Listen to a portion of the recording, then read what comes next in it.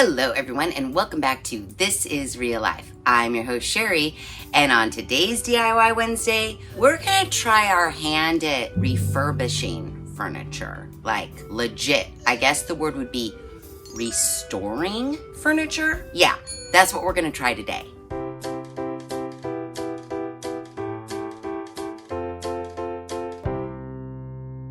Okay, I don't know if you guys remember, but remember this? Remember this cute little phone desk that Stacy and I found on the side of the road when we were searching for trash to treasure items? Well, I think it's time I tackle this. Now, I'm nervous about it. I do want to actually try my best to restore it to what it once was. I'm not trying to just paint over it. I've been addicted to the furniture restoring channels and I just think it's amazing what they can do. So I just want to try it. See what happens. You never know. So this piece is in a bad way. We have a totally broken side right here. We have broken spindles. We first found this chair back that had some spindles. So I grabbed it as maybe I could use these as replacement spindles. But then Stacy dug around some more and she found these, which are a little more similar, but not exact to the spindles that are on here already. So I'm hoping I can use these. Here's the piece that we found that was broken off. It goes over here somehow. So I'm nervous about being able to take this apart and get the spindles out, because my plan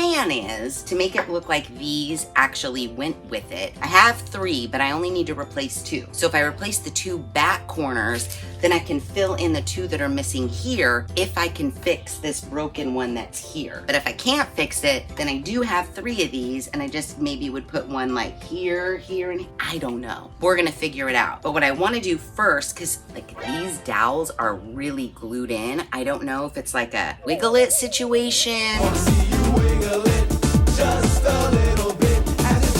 Maybe a hot blow dryer situation. Maybe I can remelt the glue to get these out. But first, what I think I need to do is try to take this apart, because I do want to strip it down to its bare wood. And now that I'm looking at this, look at this disaster area. One of the spindles is broken, but it's stuck in here. I don't know how I'm gonna get that out. I might have to drill it out. It's one of these things where it's I don't know what I'm doing, but I'll just give it a try. And worst case scenario, because this is what I'm thinking. Worst case scenario, I found this on the side of the road for free. If I can't fix it, if it's just turning out to be too much for me, I can put it back on the side of the road. It didn't cost me anything. The only thing it's gonna cost me is time figuring it out. But that's okay. I got some time. I can figure it out. So what I want to do is try to take it all apart first. I did notice on the back side there are a couple screws, and I think that's what's holding this desktop on. So yeah,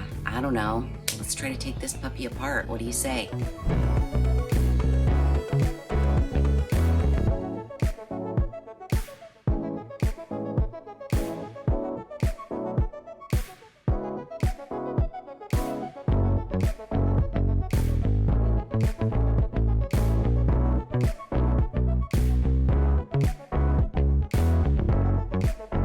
Okay, so for the most part, I do have it taken apart. I used a rubber mallet and that was very helpful, but I do have some spindles that I can't get away from these parts. I was trying to gently tap them with the rubber mallet to loosen them up, and I can feel they're loose. They just won't come free. And I don't want to break off the little nubbin. So I do have a heat gun. So I think I'm gonna try that. I'm gonna plug this in and we're gonna see if maybe we can reactivate the glue to loosen it, and then I can pull them out. I'm hoping. So let's give that a shot. All right, let's see. It's a gentle heat. I don't know how much heat it will take. Oh, we could be onto something, guys. We could be onto something. And interestingly enough, the heat gun is kind of heating up the coating, the stain, if you will. Maybe we'll get a twofer. We'll be able to strip it and get these out. I'll let you know if I get these out or not.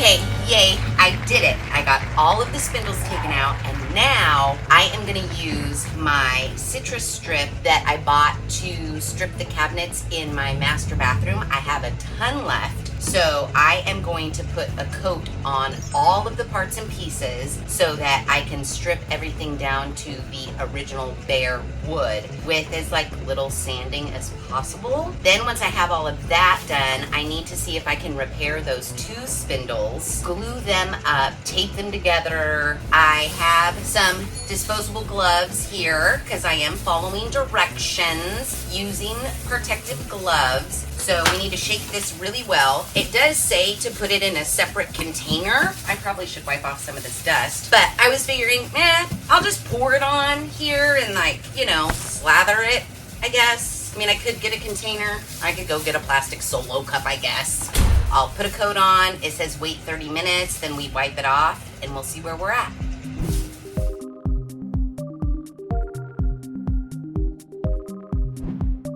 Okay, so I got the stripper on everything, and I was thinking for the spindles, I was like, oh, I wish I had a wire brush. And then I had visions of a yellow wire brush. And guess what?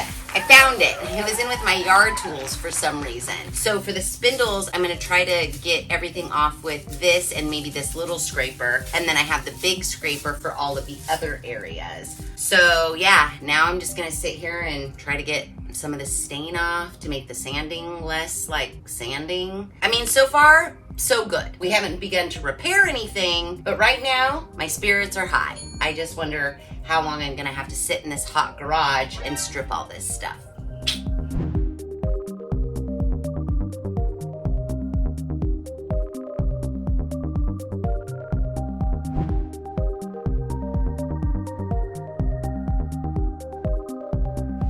Okay, so I have everything as stripped as could be stripped. I will say, if you're thinking of restoring furniture, maybe pick something that doesn't have 20,000 million spindles. That took forever, and now I need to sand them. I'm gonna use my palm sander for all of the flat surfaces. I'm gonna have to hand sand the spindles. Maybe I can use my Dremel, I don't know, but I think I'm gonna be here for a while. Now, my two broken spindles, I did glue up and I have them taped to try to help them like glue together better. I took my Dremel and sanded-y, drilled-y little tiny holes in the broken parts so that maybe the glue would like seep up in. I don't know, it's wishful thinking. I'm definitely gonna have to wood filler and sand and try to make it look like they were never broken, but I'm gonna try to keep them taped for as long as possible. So these will be the last ones I sand and fix. First, I think I'll go 100 grit and try to get everything off, and then maybe smooth everything out with 120. I don't know, whatever sandpapers I have here, that's what I'm gonna use. I'm dripping with sweat. It's super hot. There is part of me that's like, maybe once you get everything sanded and the messy stuff is over, you could bring everything inside and put it together and stain it in the nice air-conditioned house. I don't know, I'm gonna be outside for a while, guys. Sanding, yay.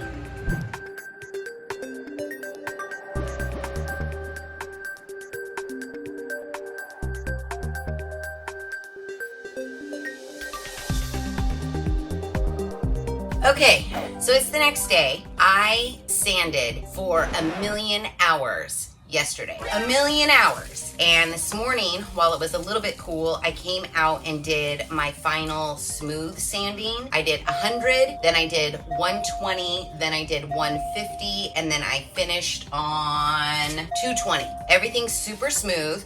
Sanding these spindles. I did use my Dremel. I used this to sand all of the dowels and part of the legs, and I also used this to sand the dowel holes on the inside to get any glue remnants out. This needed a repair, this piece right here.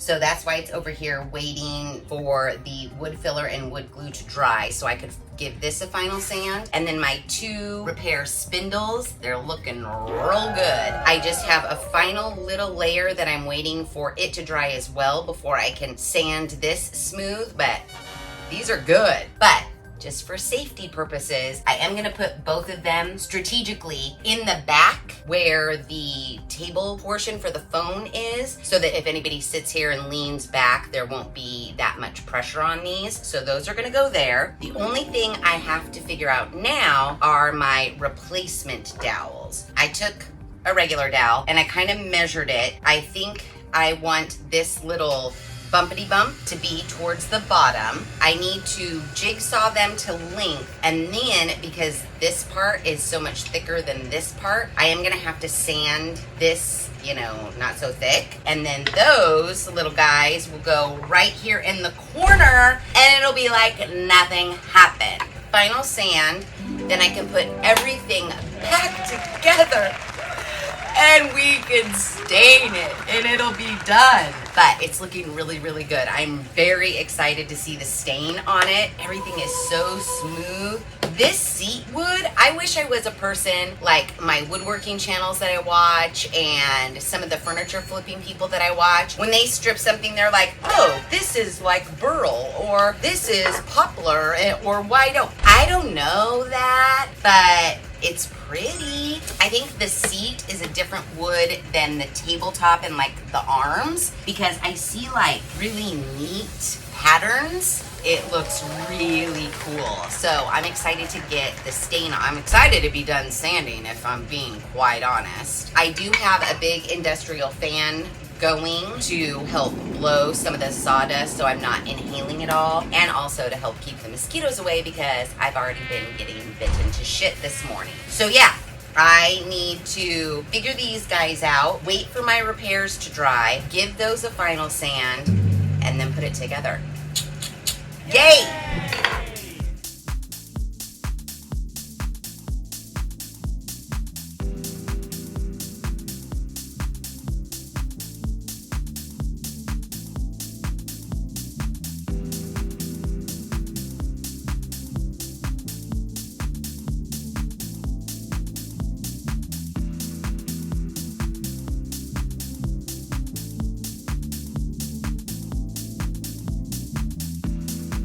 Okay, so I finished my 2 corner dowels and I just dry fit all of my dowels, making sure that they all fit into their holes, and they do.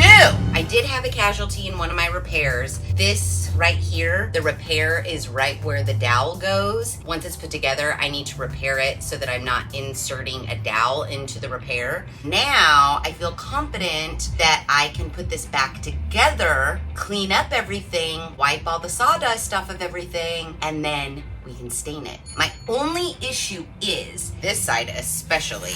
Oh, goodness gracious. See all these larger holes? Well, there are supposed to be like wooden buttons that kind of go inside of there to camouflage the ginormous hole. There weren't any. I don't know if they sell wooden buttons like this to fit in here, if that's a universal situation, because I don't want to fill all these with wood filler. That just will not look good. Yeah, I need 7, so I don't know. I am gonna put this back together now. I'm putting it back together. I'm excited. The only bad thing is gluing all of the dowels. I think what I'm gonna do is glue all of the dowels into the top pieces first, kind of let that set up, and then glue them into the bottom. But yeah, other than that, let's put this puppy back together.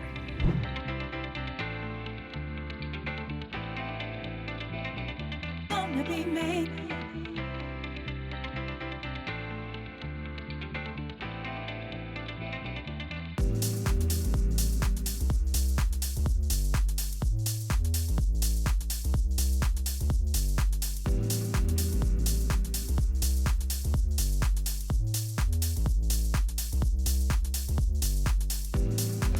Yay, it's officially back together. I am just waiting on a few of my repairs to dry, like the repair here. The spindle I broke when trying to put everything back together again, so I've refixed that, waiting for that to dry. For the whole time wood repair, I was using just this all-purpose wood filler, but then I found my plastic wood 3 times as strong, so you guessed it, I decided to fill in all of the little holes with the plastic wood stuff. So I'm waiting for that to dry. It is shrinking, so I'm probably gonna have to fill it in again, then lightly sand, but I think that'll be fine. What I'm gonna do now, clean the garage, blow all the dust off of this, bring this into the house, because when everything is dry and ready to go, I'm gonna stain it inside rather than continuing to sweat balls out in the garage.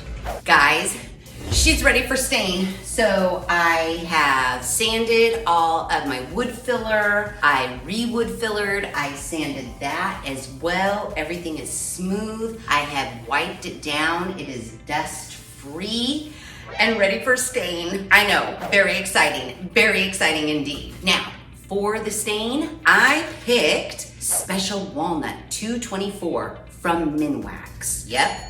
I think it's like the stain everybody uses on the planet. Why? Because it's a pretty color. Now this does say it's semi-transparent. I'm a little nervous about my wood filler. Although it does say stainable, I find that's never really the case. Let's shape this up and see what it looks like. She is shook. Gloves are on. These were actually pajama bottoms I cut up. I'm excited. All right, let's dip it in. I do have a cardboard box down, so I'm not gonna drip on my floor, but it's like 107, so we're doing this in the house. So here we go. Oh, I love it already. It's beautiful. Yes. Oh, that is pretty. That is pretty, guys. Oh my gosh. It is so pretty. Okay, so far, so cute. But you're done watching for now. You're not gonna get to see this again until the final reveal. No, okay, so seriously, when I'm saying ass ton, what I mean is not a pea size. Ass ton, in my measurements, means like an entire can of peas, not a pea size, not a little over a pea size. When I'm saying you need to put an ass ton of this on, think like an entire can of peas, not just one pea. Yeah, that's exactly it. Exactly it. Oh, 100%. Yeah, I totally could have fixed that spin brush that wasn't holding properly. Yeah, could I have gone out, gotten some glue and glued it in place, or went and got a washer to put around the threads to hopefully tighten it? Yeah, I could have done all that, but it was brand new. Really, should I be expected to do that? I don't think so. I mean, would you have done that? Yeah, I know. Seriously, I know. Okay, yeah, I gotta do some stuff, so, okay, yeah, just call me later. Okay, bye. Oh, sorry guys, you caught me on the phone, and I know you're very excited to see the final reveal, so let's get to it. Final reveal in 3, 2, dun dun dun dun dun dun dun! I mean, guys, I didn't think that I could do it and have it turn out this good. Like, I figured I could probably sand it, probably stain it, but putting the replacement dowels in each of the corners and then gluing up the 2 broken dowels and moving them to back here, it looks brand new, but brand new in like a vintage sort of way. Like my grandmother had this, she took very good care of it and then handed it down to me. It does not look like I found this beat up, broken situation on the side of the road for free and pieced it together myself. I mean, should I be on the furniture refinishing side of the YouTube?